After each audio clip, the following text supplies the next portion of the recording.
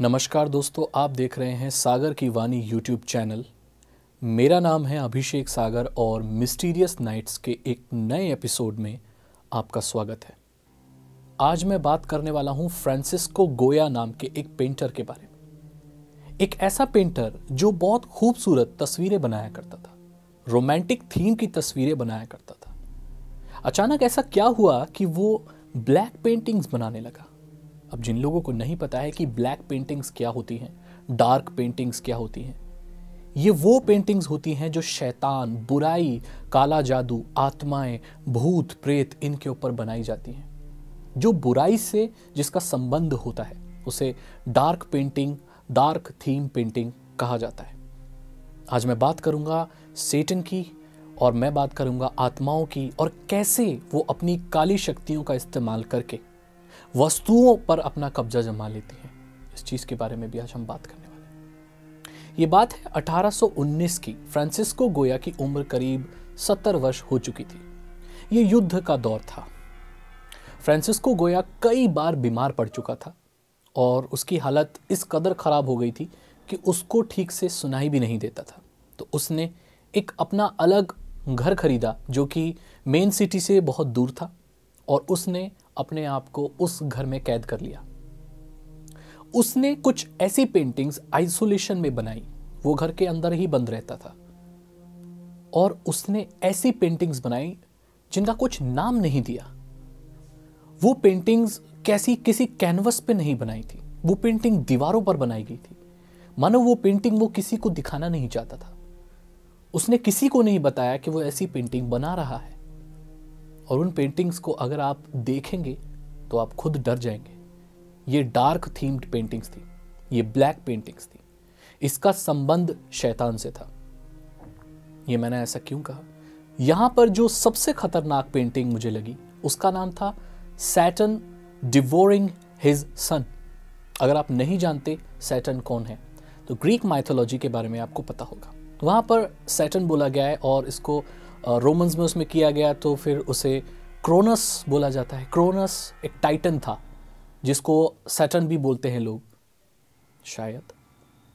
तो ये कहा जाता है कि ये भविष्यवाणी हो गई थी कि जो सैटर्न है, जिसको देवता का भी एक वो कहा गया है, ये भी कहा गया है कि सैटर्न एग्रीकल्चर का देवता है। तो अलग अलग लोगों की मत है, माइथोलॉजी लोग तोड़ मोड़ लेते हैं अपने हिसाब से, लेकिन वो एक बहुत पावरफुल एक गॉड था या एक शैतान था, कोई नहीं जानता, क्योंकि भगवान ऐसा काम नहीं कर सकते।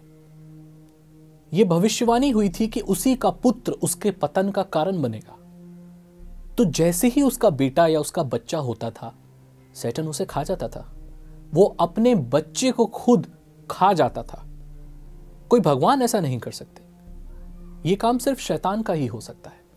और इस चीज को पेंटिंग में उतारना तो किसी ऐसे इंसान का काम हो सकता है जो बहुत निर्दयी हो, जिसके दिमागी हालत बहुत खराब हो, या जिसको कोई कंट्रोल कर रहा हो। ऐसा भी हो सकता है कि फ्रांसिस्को गोया को कोई कंट्रोल कर रहा हो ऐसी पेंटिंग्स बनाने के लिए जिसका सीधा संबंध शैतान और बुरी शक्तियों से है। यहां पर एक पेंटिंग और गौर करने वाली है। ये टोटल 14 पेंटिंग है। अगर आप चाहते हैं तो मैं इन सबको डिकोड करने की कोशिश अपने तरीके से करूंगा, लेकिन फिलहाल हम उन सारी पेंटिंग्स के बारे में इस वीडियो में बात नहीं करने वाले।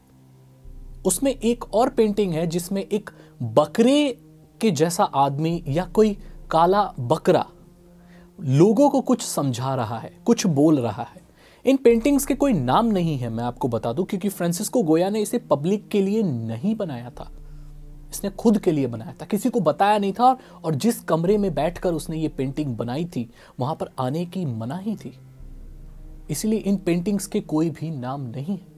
तो जो सेकंड पेंटिंग की मैं बात कर रहा हूं, वहां पर एक बकरे जैसा दिखने वाला इंसान या बकरा इंसानों को कुछ सिखा रहा है। ध्यान देना, बकरे जैसा दिखने वाला। आपको मालूम है कि बेफोमेट कैसा दिखता है, उसका फेस कैसा है? उसका फेस बकरे जैसा है। यह शैतान की ओर इशारा करता है। ये इस ओर इशारा करता है कि वो पेंटिंग ये दर्शा रही है कि शैतान लोगों को कुछ सिखा रहा है। शैतान बेफोमेट लोगों को क्या सिखा सकता है? ये आप जानते हैं? तो इसके पीछे ये राज है कि ये क्यों हुआ, क्या हुआ, और बाद में ये पेंटिंग्स उस वॉल से किसी तरीके से निकाल ली गई और उनका एग्जीबिशन में लगा दिया गया, और आज भी वो हैं। और बहुत सारी पेंटिंग्स का तो मतलब भी नहीं पता लोगों को, लेकिन इतना सब जरूर जानते हैं कि ये डार्क पेंटिंग्स हैं। और शैतान ने शायद बरगलाया था फ्रांसिस्को गोया को कि वो इस तरह की पेंटिंग बनाए। बहुत लोगों का ये भी मानना है कि फ्रांसिस्को गोया की मानसिक हालत ख़राब हो गई थी, इसलिए उसने ये पेंटिंग्स बनाई। अब मैं बात करूंगा एक ऐसी पेंटिंग की जिसका नाम है द एंग्विश्ड मैन।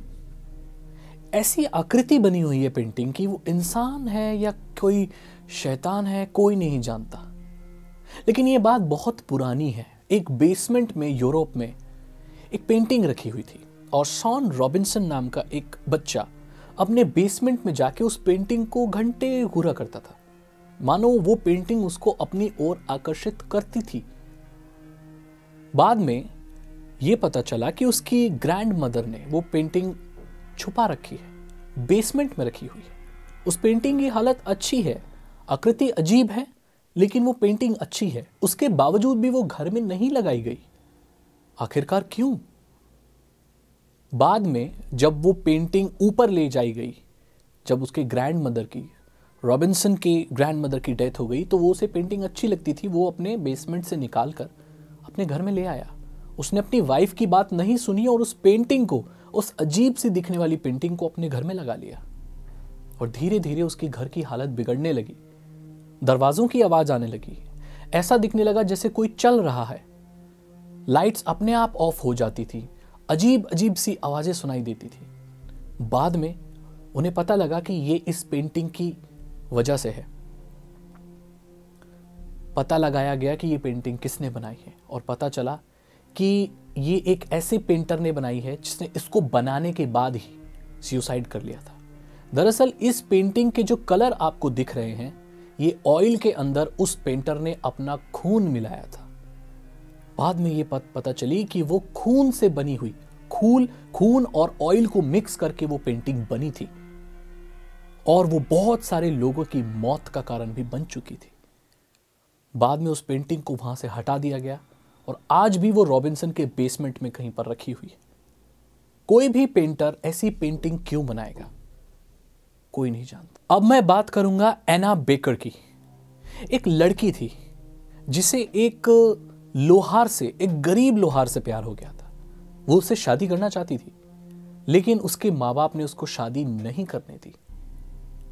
तो जो ड्रेस उसने अपने लिए बनवाई थी, वो उस ड्रेस के साथ एक कमरे में बंद हो गई। इस दुनिया से उसने जैसे रिश्ता तोड़ दिया था।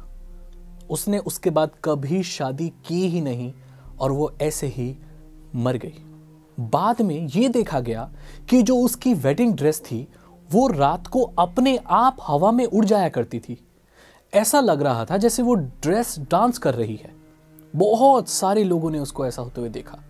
बाद में उस ड्रेस को एक एयर टाइट चैम्बर में डाल दिया गया और देखा गया कि वो ड्रेस फिर भी रात में अपने आप उड़ जाती है और मानो वो डांस कर रही है।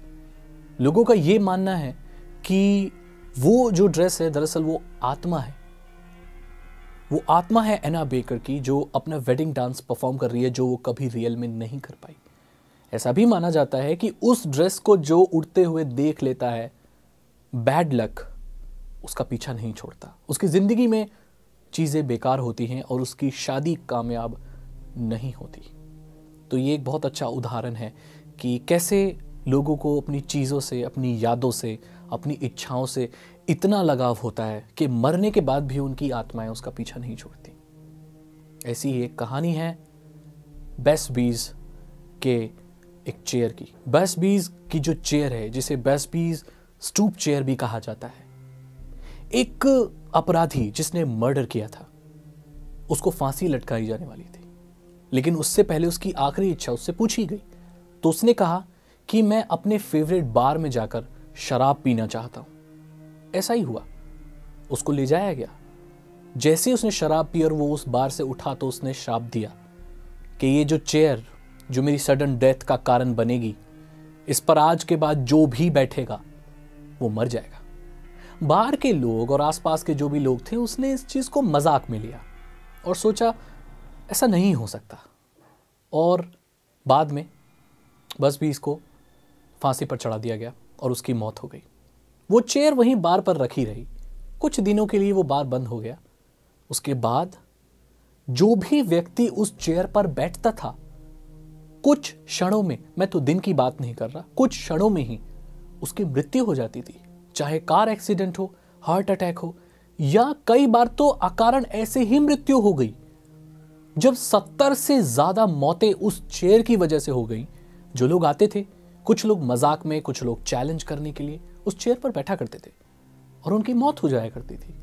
बाद में उस चेयर को डोनेट कर दिया गया और उसको 1.5 मीटर ऊपर लटका कर रखा गया कि कोई गलती से उस पर बैठ ना जाए, क्योंकि जो भी उस पर बैठता था उसकी मौत हो जाती थी। ऐसी ही एक वस्तु है the Maoris mask, Maoris warrior mask. बहुत वर्षों पहले माउरी वॉरियर्स हुआ करते थे, लड़ाके हुआ करते थे, जो कबीलों में रहा करते थे और लड़ाइयां किया करते थे। वो लड़ने से पहले या कोई भी लड़ाई लड़ने से पहले अपने लिए मास्क बनाया करते थे, जो उनके ट्राइब या उनके समुदाय की पहचान हुआ करती थी। ऐसा कहा जाता था कि कोई भी माउरी वॉरियर जब शहीद होता था, जब जंग में मारा जाता था, तो जो उसकी आत्मा थी वो उस मास्क में चली जाती थी। ऐसे इतिहासकारों ने बहुत सारे मास्क इकट्ठा किए और वो मास्क आज भी म्यूजियम में लगे हुए हैं। आदमी अगर पहन ले तो कुछ नहीं होता था, लेकिन अगर कोई औरत उस मास्क के पास आए तो वो बीमार हो जाती थी। अगर वो प्रेग्नेंट है तो उसका बच्चा मर जाया करता था। ऐसे बहुत सारे केसेस हुए। कोई नहीं जानता कि ऐसा क्यों होता है कि माउरी मास्क के पास अगर कोई प्रेग्नेंट वुमन या कोई औरत आती है तो उसके साथ अच्छा नहीं होता। वो आज भी म्यूजियम में जो मास्क रखे हुए हैं वहां पर वार्निंग है कि अगर औरत इसके पास आ रही है तो अपनी जिम्मेदारी से आए, और प्रेग्नेंट वुमेन को उस मास्क के पास नहीं जाने दिया जाता। कोई नहीं जानता ऐसा क्यों है। बहुत लोग ये मानते हैं कि माउरी वॉरियर्स चाहते थे कि वो मास्क सिर्फ एक आदमी ही पहने और औरत उस मास्क से दूर रहे, क्योंकि वो लड़ाके आदमी थे और वो मास्क वही पहन सकता था जो उस जंग को लड़ने के लायक है। इसमें कई लोग ये बोलेंगे कि क्या औरतें जंग लड़ने लायक नहीं होती? बिल्कुल होती हैं, लेकिन ये जो मास्क थे ये किसी ट्राइब के लिए थे। ये उन लोगों के लिए थे जो लड़ाके थे। वो जो लड़ाके जिन लोगों को पसंद कर लेते हैं, जो आत्माओं को लगता है कि जो लड़ सकते हैं, उनको वो असर नहीं करती। अब बहुत सारी ऐसी औरतें भी हैं जिन्हें कुछ नहीं हुआ, लेकिन वहां पर रिस्क नहीं लेने दिया जाता। औरतों को उस मास्क के पास नहीं आने दिया जाता। कोई नहीं जानता ऐसा क्यों होता है। तो यहां पर मैंने कुछ ऐसी वस्तुओं के बारे में बात की, कुछ पेंटिंग्स के बारे में बात की, जिसका सीधा संबंध शैतान से है, शैतानी शक्तियों से है और आत्माओं से है। मैं आपको बता दूं, जिस तरीके से अच्छे इंसान और बुरे इंसान होते हैं, इसी प्रकार अच्छी आत्माएं और बुरी आत्माएं होती हैं। अच्छी आत्माएं अक्सर इंसानों को नजर नहीं आया करती, क्योंकि अच्छी आत्माएं स्वर्ग में चली जाती हैं। अलग अलग माइथोलॉजी में आपने यही पढ़ा होगा कि अच्छी आत्माएं स्वर्ग चली जाती हैं, लेकिन कई ऐसी आत्माएं भी होती हैं जो ना स्वर्ग जा पाती हैं, जो न नर्क जा पाती हैं। उनके कुछ ऐसे काम होते हैं जो अधूरे हो गए होते हैं, जिन्हें पूरा करना होता है। अगर आपकी कोई इच्छा है, कोई दृढ़ निश्चय कर लिया है किसी चीज़ को करने में, दिन रात लगा दी है, या किसी चीज़ को आप बहुत चाहते हैं और आपको वो ना मिले और आपकी मृत्यु हो जाए, तो आपकी आत्मा या ऐसे किसी भी इंसान की आत्मा यहीं रहती है। वो तब तक नहीं जाती जब तक उसका उद्देश्य पूरा नहीं हो जाता। कई बार ये आत्माएं काली शक्तियों के साथ मिल जाती हैं। जी हाँ, ये बुरी आत्माएं शैतान के साथ मिल जाती हैं और शैतान इनको मदद करता है वो चीज़ हासिल करने में। शैतान और बुरी आत्माओं का कॉन्सेप्ट और आत्माओं का कॉन्सेप्ट बहुत अलग है। शैतान, आप जानते हैं, बुरी शक्तियों का मालिक है। वो बरगलाता है इंसानों को भी और आत्माओं को भी और जिन्नात को भी। तो बुरी आत्माएं, लोग और जिन्नात, ये सभी मिलकर शैतान की पूजा कर सकते हैं, इसीलिए ये बुरे हो जाते हैं। ऐसी आत्माएं भी होती हैं जो अच्छी होती हैं, लेकिन बुरी आत्माएं वो होती हैं जो शैतान के साथ मिल जाती हैं, बहुत पावरफुल हो जाती हैं। वो चीज़ें हिला सकती हैं, वो आवाज़ें निकाल सकती हैं, वो लोगों के साथ डायरेक्टली कम्युनिकेट कर सकती हैं, उन्हें हर्ट भी कर सकती हैं। जी हाँ, नॉर्मली आत्माएं इंसानों को नुकसान नहीं पहुंचाती, लेकिन वो उस हालत में उन्हें डाल देती हैं कि वो मौत ही चाहते हैं, उनका दिमाग खराब हो जाता है।